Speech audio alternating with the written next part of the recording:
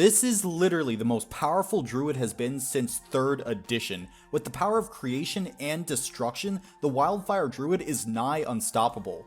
So without further ado, let's talk about why you should play this incredible subclass. There is so much to love about Circle of Wildfire. Firstly, the spells. Oh my god, the amazing spells that this subclass has access to. It really is a can't miss spell list. It provides awesome damage, like Scorching Ray is going to be useful at all levels for you. You get Plant Growth, which is, as you all know, one of my favorite spells. If you want to hear me ramble on about it, check out this video right here. But it is useful all the way through. Every single spell is at least an A- spell on the Druid spell list. It's incredible, and you want all these spells always prepared. They're AoE damaging spells mostly. How did Wizards of the Coast put so many of these great spells together? How do you have Revivify always prepared? I mean, I'm sorry, I'm at a loss for words. And that trend will continue as we talk about the Wildfire Spirit, which is something you get at 2nd level, and it's incredibly strong. It is so strong. You get AoE and single target damage. It scales well into higher levels. It's only a bonus action to command this thing that goes right after you, so you can plan for it effectively. It has a solid hit point total that tracks with your overall Druid HP, and it's even more tanky than you would initially believe because it's rarely targeted despite having a significant amount of HP, because it doesn't do enough damage to be focus fired, but not so little that it doesn't still become a problem because it can shepherd you around the battlefield with its fiery teleportation. And then Wildfire Spirit is made even better by Enhanced Bond, which you get at 6th level, and this feature just makes all your healing spells and all of your fire damage spells better, just flat better, which is insane, and it improves your Wildfire Spirit, which allows you to cast spells from it. It's just great. It makes everything better, just flat bonuses. It's so good, and you don't even need any forethought with it. It's just there. And then at 10th level, I think you get one of the most powerful features in all of 5th edition, which is Cauterizing Flames. Because look, with this thing, you can do 2d10 plus 5 healing, because at that point, I'm assuming most Wildfire Druids are going to have their Wisdom maxed out. So let's just say you have a maxed out Wisdom, you use your reaction as one of your allies walks through your moat of flame, and as you extinguish it, 2d10 plus 5 healing as a reaction. That is wickedly good. It's incredible. And yes, you could deal damage with your flames here, but I've rarely seen it done. Most Wildfire Druids use it as a more powerful healing spirit sometimes. You get a lot of uses for it per long rest. It's just going to be one of those solid features that at 10th level you'll be relying on for the next 10 levels. It's honestly wild that it was thrown in here. And then for your subclass capstone, you get Blazing Revival, which is another just broken subclass feature. I think it rivals Cauterizing Flames in terms of power. I mean, it's a late game ability, but it is so good. All you need is for your Wildfire Spirit to be within 120 feet of you, which in most cases it is. Most battlefields aren't big enough for your Wildfire Spirit to be off of it and away from you. And then, of course, as a free action, you can reduce your Wildfire Spirit to 0 and pick yourself up halfway. That is incredible. And we always talk about Moon Druid's survivability, but this has, I think, even better survivability. And why do I say this? Well, for many reasons, because 1, you're getting this ability, which allows you to be revived at your full spellcasting potential. And for Moon Druids, until they reach 18th level, they don't have that spellcasting to go along with their tankiness, their mountain of hit points. Then we also need to take into account the better healing that the Wildfire Druid gets with its 6th level ability, and the fact that it can just teleport away from danger with its Wildfire Spirit's fiery teleportation. And then of course it has things like Plant Growth and Fire Shield and even Aura of Life to make sure that it's kept safe. I've DM'd for a Wildfire Druid once, and I have to say, it was a challenge every single combat to challenge them, really, because they had so many ways of circumventing any challenge that a DM throws at them. I mean, they're not worried about their hit points, they're not worried about dealing damage, they're not worried about their healing capabilities, they're just fine in any situation you throw them in. A Wildfire Druid can cover any party role that you need them to cover, and they will cover it above average. I mean, they'll be your tank, they'll be your blaster, they'll be your controller, they'll happily be your healer. And how can they do this? Well, my final point is that they are a constantly growing and improving subclass. With each new level you take in Wildfire, you get a new level of complexity added onto your subclass, and it continuously improves your entire subclass, where each and every feature benefits the whole in a new and interesting way while still tying in with the others.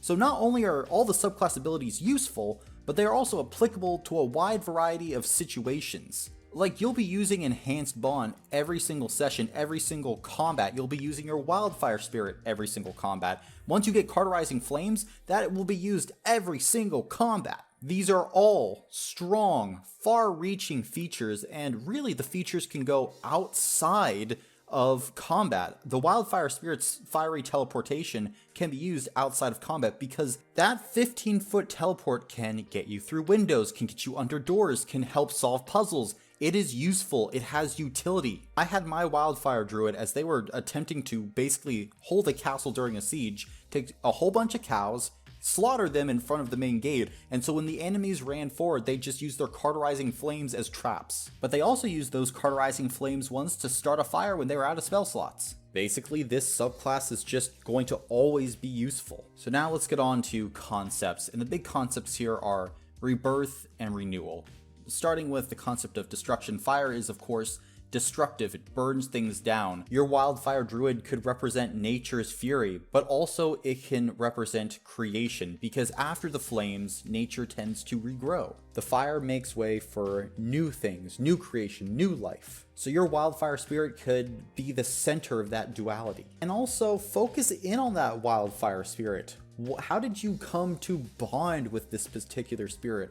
What is its form? Does it have a set form? Is it destructive? Is it playful? Creative? What's the personality of your spirit? What's the origin of the bond? How did you become Circle of the Wildfire? Honestly, I think one of the most fun parts of this subclass is diving into the bond that you have with the Wildfire Spirit. Because it's such a core part of your subclass and your character's identity. Why would you not want to explore that? And with all the mythology around fire as well, you are just given so much role-playing potential. I mean, it's really insane just how wide and varied a Circle of the Wildfire Druid can be in terms of how you play them, their origins, etc. Two Wildfire Druids could be completely different, which is something that I think adds greatly to this subclass. Honestly, I think it rivals Circle of Spores and Circle of Dreams for its thematic potential and strong role-playing foundations. Now let's discuss multiclassing, and I think that there are two multiclasses that you should go for, and they're not Barbarian and Monk. The first is Sorcerer, and that's because it has its transmuted spell meta magic. It requires one sorcery point to use, and you can change any damaging spell to fire damage, which allows you to use your enhanced bond, and it just synergizes really well. Not to mention, you could also pick up something like, I don't know, Twin Spell, which could help you make even more use out of your increased healing. Or Careful Spell, so you can be more wild with your AoEs, or Empowered Spell to once again help with those rerolls. It really doesn't matter. Sorcerer synergizes excellently with Circle of Wildfire Druid. And if you don't want to go Sorcerer, I'd also recommend Wizard, particularly Order of the Scribes Wizard, because at second level, when you choose that subclass, you gain the ability to replace damage there as well. However, as a wizard, you're going to be able to learn far more spells, have a lot more flexibility, and overall, I just think that the wizard spell list is stronger than a sorcerer's. But you will have far less flexibility because you're losing out on the meta magics. So it's a toss-up if you want to multi-class which one. I think it all comes down to that personal preference. And now we have arrived at the flaws of this subclass. So what are the flaws that hold Circle Wildfire back? And honestly, basically nothing. It has so many overpowered abilities. For your Wildfire Spirit, the Flame Seed scaling is poor. 1d6 plus your proficiency bonus stops being useful at higher levels. You also don't get Fireball, which I thought is really weird, and a lot of other people have brought it up. It feels like Wildfire Druid should have gotten Fireball as its 5th level spell, but also you would have to take out either Plant Growth and Revivify, which I think are two of the best spells that you could possibly have. So while the Druid doesn't have Fireball, I still think it really doesn't need it. Look, the flaws here are almost a joke. Wildfire Druid is so powerful, and I meant it at the start of the video when I said this is the most powerful Druid has been since 3rd edition, since its very creation, perhaps. Now, it's not just a controller, it's not just a healer, but with this subclass, you can also output a fuck ton of damage. And with all your defensive abilities, especially as they mount towards the higher levels, I don't know how you deal with a Wildfire Druid effectively. With an entire campaign of experience under my belt, the only thing I can say is you just gotta overwhelm them. Like, throw too many problems at them at once, make sure that they spend all their resources and that they just can't be everywhere. Even then, they can still teleport all over the battlefield and do so much. Yeah, I don't know. Let's just get into the final ratings. Role-playing potential shouldn't come as a surprise, as that's a 20 out of 20. It is amazing. The class thematically is easily describable, and most players can step right into it and know exactly what this class is, all the features weaved together, and really make it feel like you are playing this entity of fire, the very heart of nature, its destruction, creation, and rebirth. Spellcasting was difficult. I almost gave it a 20 out of 20, but I gave it an 18 out of 20 instead. And this is why.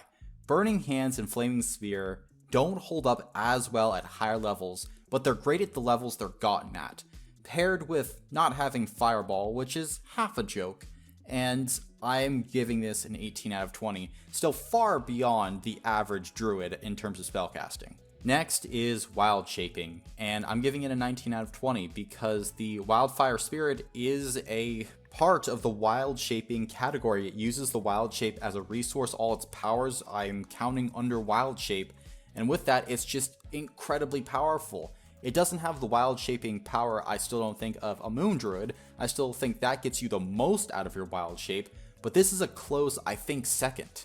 I think the only thing that holds it back is that you're having to manage your Wild Shaping resource a bit more. You can target that Wildfire Spirit, and once that's gone, the Wildfire Druid does lose some of its effectiveness. But again, that's rare, and you would have to really be targeting your Druid player to do that, and for that reason, I have to give this a very strong 19 out of 20. Utility is an 18 out of 20, and we talked about this more earlier in the video, but a lot of its features the Wildfire Druid has do double duty, where they're effective in combat and outside of combat. You just have to use them creatively. And having a spell like Revivify on command, or a short-range teleportation, or any of the other things that you can possibly have are just so useful, and I've seen it in a campaign and it's incredibly powerful. If it had one more utility spell, or it had just a little bit more explicit utility, this would easily be a 20 out of 20 for utility. And finally, it should come as no surprise, the X factor is a 20 out of 20. Playing a Wildfire Druid is different from playing any other Druid. Your Wildfire Spirit is a great companion, your spell list is incredible, you have all of these new and unique subclass features. I would be insane not to give this a 20 out of 20. And so, our Wildfire Druid comes in at a staggering 95 out of 100 for its final rating. The last Druid subclass we'll cover is by far the highest. If you're looking for the Druid that offers the most mechanical power, I'd have to point you to Wildfire Druid. Is it complex? Yes, certainly. This comes with the caveat that you have to know what you're doing, else you will not get nearly the amount out of this subclass as it offers. Circle of the Moon has comparable power, but is far easier to play. Circle of the Stars is more versatile and I think is stronger in the early levels, but it will not reach the maximum that the Wildfire Druid is going to reach. And so at the end of grading each Druid subclass, it is the Wildfire Druid that reigns supreme. However, if you want to stick around the channel, check out this video right here. It's one of my personal favorites. And thank you for entering the dungeon.